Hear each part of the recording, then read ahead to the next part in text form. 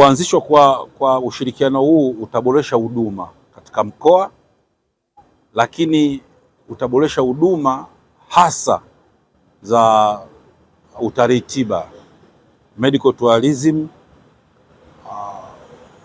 Utaimarika sana kwa sababu tunafahamu magonjwa mengi yasiyo ya kuambukiza ndio magonjwa ambayo watalii wengi wanasumbuka nayo, na wakisumbuka na magonjwa wanalazimika kusafiri kwenda Nairobi kwa ajili ya kupata hizo huduma, au wengine walazimika kwenda mpaka Dar es Salaam. Sasa unakuta huduma ni kubwa, mahitaji ni makubwa na gharama ni kubwa za usafiri kwa watu wa kawaida.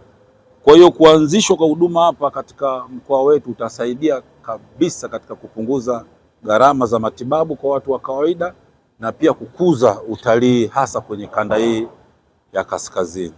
Katika mkoa wetu wa Arusha na sisi halmashauri ya jiji ya Arusha kupata wataalamu kutoka hospitali taasisi ya moyo ya Jakaya Kikwete, yako manufaa mengi ambayo tutayapata kwa ujio wao. Moja, madaktari wetu walioko hapa halmashauri ya jiji watapata fursa ya kuja kujifunza kupitia kwa madaktari bingwa na bobezi watakaokuwa wanafanya kazi hapa, na watakapokuwa wanajifunza tutanufaika kwa wananchi moja kwa moja, kwa sababu ujuzi wao utatumika kutibu wananchi wengine ambao hawatapata fursa ya kufika hapa, kwa maana kwamba kwenye vituo vyetu kule pia watapata fursa hiyo. Ni mara yangu ya kwanza kufika katika kambi hii.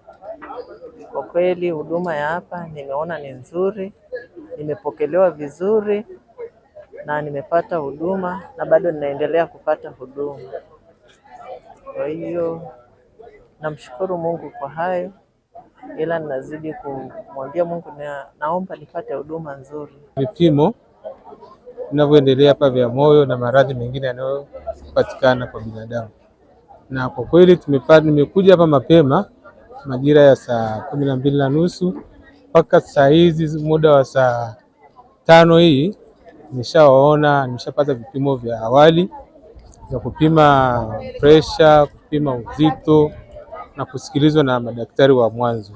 Kwa sasa hivi hapa nilipo nasubiria kitengo cha pili kwenda kuona daktari wa ndani ili waweze kuona tatizo langu likoje na kunishauri na kunipa mwongozo wa tatizo langu likoje.